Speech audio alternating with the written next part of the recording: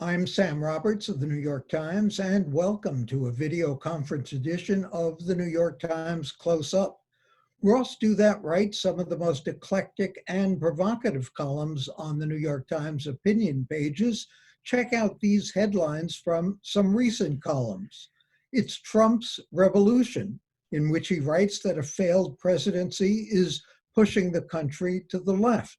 The case against riots, when coronavirus lockdowns go too far. In a column headed The Tom Cotton Op-Ed and the Cultural Revolution, Douthat writes about the firestorm at the Times over publishing and then repudiating an op-ed by Senator Cotton calling for the use of troops to put down riots. Quote, "If a prominent person's argument looks wrong within a few days of its publication, that is precisely the kind of thing that a diverse op-ed page exists to help expose." The Times later said the op-ed did not meet its standards. In another column headlined "Donald Trump Doesn't Want Authority," he compared Trump's response to the coronavirus to that of Hungary's authoritarian leader. Quote, "The coronavirus has clarified once and for all the distinctiveness of Trump's demagoguery. Great men and bad men seek attention as a means of getting power. Our president is interested in power only as a means of getting attention." Ross Douthat is an op-ed columnist for The Times. He's also author of The Decadent Society, How We Became the Victims of Our Own Success. Ross, one of your recent columns was what the outlook is for the police in this country. And you say there are a couple of alternatives. You admit that police are not accountable enough, but you say they are not overfunded. So what's going to happen with the police? Are we going to overreact one way or another? Well, so the column tried to get it's not quite a paradox, but the interesting reality that in a lot of neighborhoods where police misconduct and even police brutality are big problems, these neighborhoods are over-policed and under-policed at the same time. So you have a lot of, especially minority neighborhoods, where police are seen as sort of, harassing ordinary citizens and doing racially motivated traffic stops, these kind of things, but they aren't actually there in enough numbers to deter crime, and they aren't actually solving murders at a particularly high rate. There's a great book by a Los Angeles Times reporter, Jill Levy, called Ghettocide, that looks at this dynamic in the case of Los Angeles.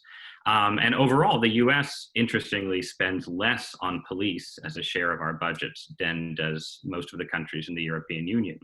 We have a policing strategy that emphasizes incarceration rather than policing. So we spend way more on prisons than Europe, but less on police. And so I suggested in the column that there's a kind of grand bargain you could imagine where police are made to accept or become willing to accept basically weaker union protections for bad cops, which is a big part of the problem right now, that it's really hard to fire abusive cops. They often get rehired. It's hard to prosecute and get convictions for them. You can't sue them usually. So if you weaken those protections, but also spent more money on hiring, there's frankly just a data that shows that just sheer numbers of cops, if you have more cops, you get less crime. So if you spend more money on the police, you can hire better candidates, you can attract better candidates, you can have more cops in neighborhoods in ways that are healthy for those neighborhoods. So that's sort of the optimistic scenario from my point of view for police reform, that police become more accountable but better funded at the same time. It's really nice to hear something optimistic for a change, but does anyone else share that view? We're hearing extreme positions on both sides. People calling for defunding or abolishing the police altogether, and people saying the police are doing an absolutely fine job, don't change anything. So is there any middle ground that's likely to occur? Well, it's hard, right? Because on the one hand, it's really hard to get police unions have a lot of power, and police are, even right now in this moment of protests that most Americans sympathize with, police are still regarded more favorably than a lot of other American institutions. So pushing to get real reforms that hold police more accountable that's a political challenge. And unfortunately, it's easier in certain ways to defund, because all you have to do is cut a budget. You don't have to renegotiate a union contract. And cities are going to be under a lot of financial pressure, probably in the wake of the coronavirus. So the danger, the sort of pessimistic scenario in my column, is what you might call defunding without reform, where where the activists who want to defund the police sort of get some of their wish. Police end up with lower budgets, but all that means is that you get this kind of police withdrawal from neighborhoods that actually need cops there. And you get a situation like what seemed to happen in, for instance, Baltimore after the Freddie Gray riots, where police just seemed to pull back. They didn't sort of improve their behavior, they just stopped doing a lot of policing. And the city had, less police abuse, but a lot more violent crime, and it hasn't fully recovered from that experience. So that I think is if you were asking for a pessimistic scenario, that's the pessimistic scenario. I'm sorry I asked. No, you did. The Trump revolution, you wrote, is pushing the nation to the left because all these crises arriving together, the pandemic, recession, mass protests, seem to indicate the president not capable of coping. He is running for re-election. He is the Republican nominee. What does conservatism need right now? What should the rest of the Republican Party be doing? I mean, the argument in my column is that it should basically sort of try and survive and hope he's defeated and try and reconstitute itself after his defeat. I mean, the reality is that Trump is very popular still with core Republican voters. And in a democratic system, it's pretty rare for a politician who is liked by the core of his party to have members of his party turn on him in a big way. I think it's not a coincidence that Republicans who aren't seeking office anymore can be anti-Trump. But I don't think it's reasonable to expect, the Republican senators to suddenly turn on him. I think it's more that a lot of them are probably thinking, actually, in the long run, our party will be better off if he loses to Joe Biden, and we can begin the work of building a post-Trump party now, instead of having him around I think if Trump is reelected, he's in effect a lame duck the moment he's reinaugurated. That's not everybody agrees, but that's my take at the moment. Well, he's a lame duck, but he's also not accountable, arguably, because he doesn't have to worry about being reelected. He's not accountable, but there isn't anything Trump really wants to do, it seems. This is sort of, you cited my column earlier very kindly, arguing that Trump doesn't really want authority. And I think you can see that playing out in the pandemic, that, Trump fundamentally, he wanted states and governors to take care of it. He didn't want to have a national strategy. He didn't want to claim new powers to deal with the pandemic.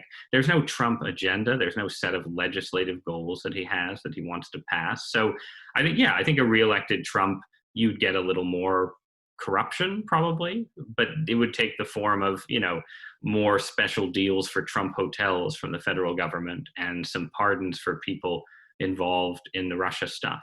But it's not like if Trump is reelected, he's going to assert authoritarian control over the country. He doesn't have the capacity or the desire to do that, I think.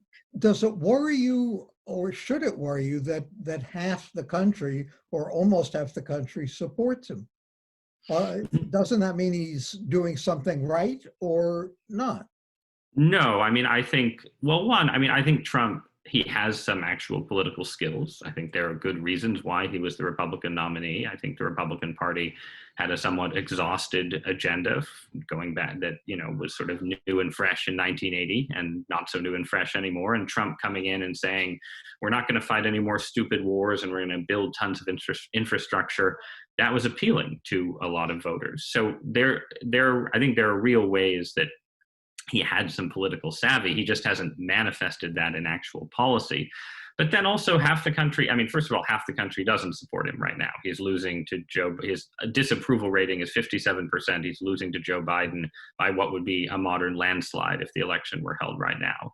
But he does have a core of support, and that reflects polarization. It reflects the fact that lots of right-of-center Americans are more worried about putting liberalism in power, a liberalism that is certainly moving to the left right now, not only at the New York Times. they're more worried about that than 4 more years of Trump. And that has more to do with the deep divisions in the country and the conservative sense that liberalism is ascendant and the left is intolerant than it does, I think, the particular virtues or vices of Donald Trump. Are the protests working to his advantage or disadvantage, do you think? Right now, totally his disadvantage. I think there was a scenario in which had the riots that sort of broke out in Minneapolis and then in other cities, had they continued and worsened, I think that might have potentially worked to his advantage. And this was the column you cited, the case against riots, made a version of this argument that riots produce backlash politics if they're sustained. But in the event, the riots have seemed to die down. The protests have been more peaceful. There's been more sort of coverage of police violence against protesters than vice versa. And again, Trump doesn't have a strategy for handling a moment like this. He doesn't have he ran as a racial polarizer. He ran on, he started running his campaign on birtherism. So if we're in a moment of sort of racial turmoil and protest, there are lots of Americans who probably don't support everything that Black Lives Matter stand for, but have a general sympathy for Black people who feel put upon and mistreated by police. And, there's a version of a Republican president who could get up and say, we hear you, we're going to enact reforms, and we also are against violence and looting, and that could be successful. But that's not Trump. Trump doesn't do outreach effectively. So the real effect of the protest is to make him look weak, impotent, and sort of incapable of stabilizing the country. And I think that's where we are right now, that Joe Biden is seen as sort of a moderating force who could bring social peace, and Trump is not. Let me talk to you a moment about outrage. The successor ideology, a fascinating term that you wrote about. We're talking about how you get different points of view. This is a movement, you say, whose vanguard is increasingly rejecting debate entirely. This reflects, as you said in the Times' repudiation of that Tom Cotton op-ed piece on sending out troops to cities where there was rioting. How do we get viewpoints, published viewpoints stated that reflect a different point of view when there's almost no one out there who is rational, intelligent, logical, someone like you who is a Republican conservative who is willing to really defend the president? I think Trump makes it difficult. I think Trump creates a situation where liberalism sees itself as facing an authoritarian threat from Trump, which, as I've said, I don't think he fundamentally is, but he certainly has an authoritarian temperament. And that in turn feeds into a sense that's very powerful on the left that, that you can just sort of read conservatism out of the conversation on a lot of issues, especially issues related to race, sex, immigration. And so, all of the sort of culture war issues. I would say in the last 10 years, there's been a clear sense within liberalism that you can sort of declare a lot of debates finished and you don't have to have them anymore. And the people who want to have them are probably bigoted. And Trump has made that argument seem more compelling to a lot of people because Trump, he looks like conservatism just as populist bigotry. So I think there's a very unhealthy dynamic where Trump gives liberalism an excuse to stop listening to other points of view. But obviously, since my job is to express those points of view, I have a certain bias of my own towards being free to express them, I suppose. Well, that's a good point, because you were given the latitude to express your point of view and to disagree with the Times' decision to, in effect, repudiate that Tom Cotton column. So how much latitude do you have as an op-ed page columnist? I think that, in general, it's sort of an open question right now. That's sort of the question that everyone is wrestling with at this moment. Like, where are the parameters of debate? What opinions does it make sense to publish on the New York Times op-ed page, and what opinions does it not? I would say before this controversy, my general view is that I have the latitude. The latitude I have has more to do with our readership than decisions made on high at the paper. that, I write columns that a large number of New York Times readers disagree with. And my job is to do that while retaining people's attention and respect. And so that's where the latitude is. I can express whatever opinion I want, but it's constrained by whether or not I lose my audience along the way. And my goal as a writer is to say things that, again, many times readers would disagree with, and sort of make them think rather than just making them angry. I think that's where the effective balance lies. And obviously the Cotton op-ed mostly made people angry. Right, and you want to make them keep reading. Thanks to Times op-ed columnist Ross Douthat. He's the author of The Decadent Society, How We Became the Victims of Our Own Success. Coming up next, the story of the Girl Scout troop founded in a homeless shelter with Nikita Stewart of the New York Times.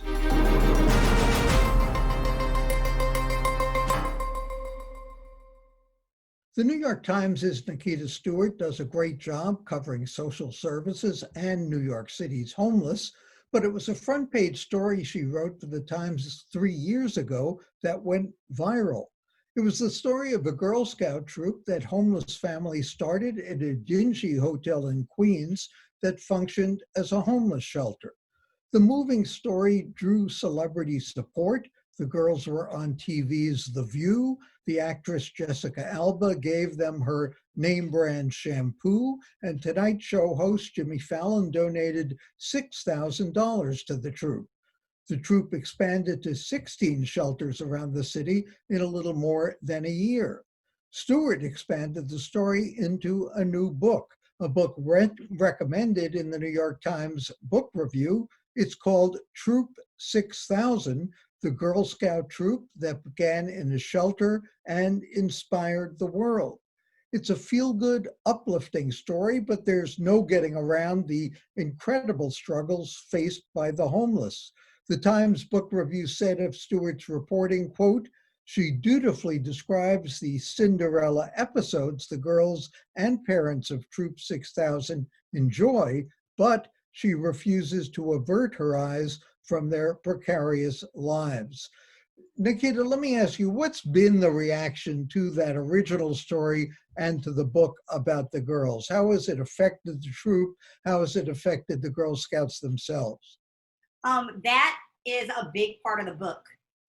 Sometimes we forget when people are getting big checks on TV and, there's this whirlwind and everyone is concerned.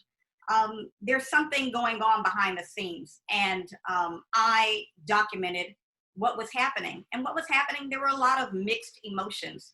You're going to fancy dinners, and people are celebrating you, and yet you're still returning to a shelter, which is not your home. And so, the girls and their parents had to deal with that. That's, a big part of the book.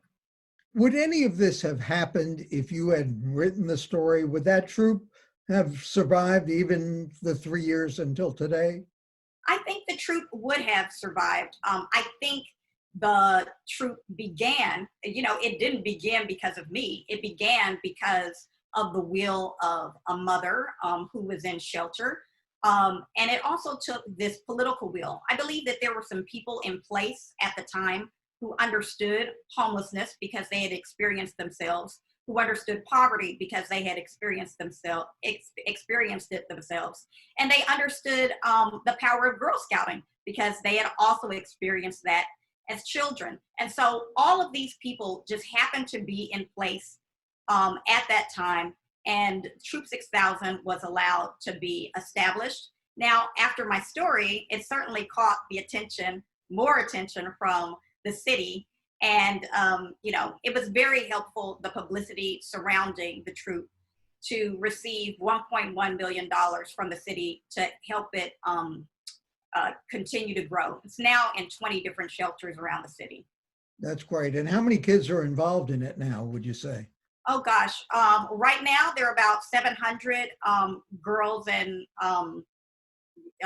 women who also help the troop as troop leaders, but they've affected more than like 1,000. Tell us a little bit about Giselle Burgess, who is the dominant figure in the book, the mother who actually started this. She had enough on her hands, but before starting a Girl Scout troop. Yes, Giselle Burgess, at the time, she was a single mother of 5 children. She happened to work for the Girl Scouts. She had just gotten her job like a year earlier after having some issues with unemployment because she had some health issues that required her to leave her job. And she also was behind on her medical bills, her rent. So by the time she got the job at the Girl Scouts, it seemed like, oh my gosh, my life is finally stable. But there were all of these other factors, including her landlord deciding to turn her building into a condominium building.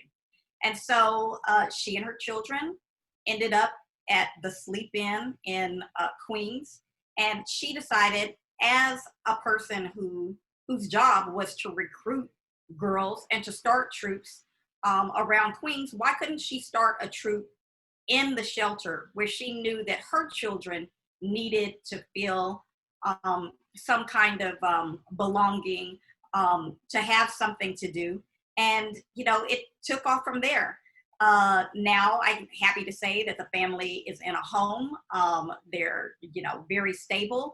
And in fact, she happens to be running for city council. Really, and as you point out in the book, she had to overcome lots of bureaucracy in the city's homeless system, but she also found some heroes within the city government and other places that helped her along. Let me ask you about another story you wrote recently, the venue Central Park, Living While Black. This was the case of the white woman walking her dog, the black man who was a bird watcher and asked her to restrain the unleashed dog. How did that happen? I mean, was that an aberration, or is that something that just goes on day after day? Well, you know, not just as a reporter, but as a Black woman, I can tell you that, you know, that is a daily occurrence for many people. And my story focused on why did this resonate so much with people? And part of it was because it was Central Park. Central Park is this place that we all know, you know, from, you know, being this, you know, beautiful center of open space, right? But it also has this history of you know, it was able to be built because Black people were pushed out of their community so that the city could take the land and build the park. And also, you know, we had the horrible false accusations that led to the arrest and imprisonment of 5 men, the Central Park 5, now known as the Exonerated 5. So you have had all of that history and baggage of Central Park surrounding this issue when the 2 Coopers, Amy and Christian, no relation, had their confrontation in the park, and she called in to 911 falsely. Was there any gender element to this? Would it have made any difference if she had been a Black male and he had been a white woman? Would that have affected it at all? You know, I don't know because I wasn't there. But, you know, we know from other incidents that had the police arrived when both of them were there, you know, I do believe, based on other incidents, that he could have been arrested. One of the things you pointed out in another article, which seems almost contrarian, is that because of the epidemic, child abuse complaints have dropped, and that's a problem. Why is that a problem? Well, city officials and law enforcement, they are concerned that they are not getting the same number of calls and that children might actually be in situations where the normal people who would generally see them from day to day are not there to see what's happening. So there is a fear. But at the same time, we have to remember that a lot of reports end up not being substantiated. And in fact, You know, there are people who are advocates for parents and families to reunify and to stay together and to not have children removed. They want people to remember that a lot of those calls, in fact, aren't substantiated. So they certainly do not want people to think that all children are in danger just because the numbers have dropped, because there's more nuance there. At the same time, the courts have also been closed, and so a lot of family court cases are not occurring. So adoptions are not being able to get done. Parents who were actually falsely accused of abusing their children and were supposed to be reunited haven't been able to be reunited. So there's a lot going on with child welfare. When we talk about the pandemic, we often think about, you know, the immediate things of jobs and food and schools, but we also have to remember issues like child welfare. Nikita Stewart of the New York Times and the author of Troop 6000, thank you so much for joining us. And for the New York Times and CUNY TV, I am Sam Roberts.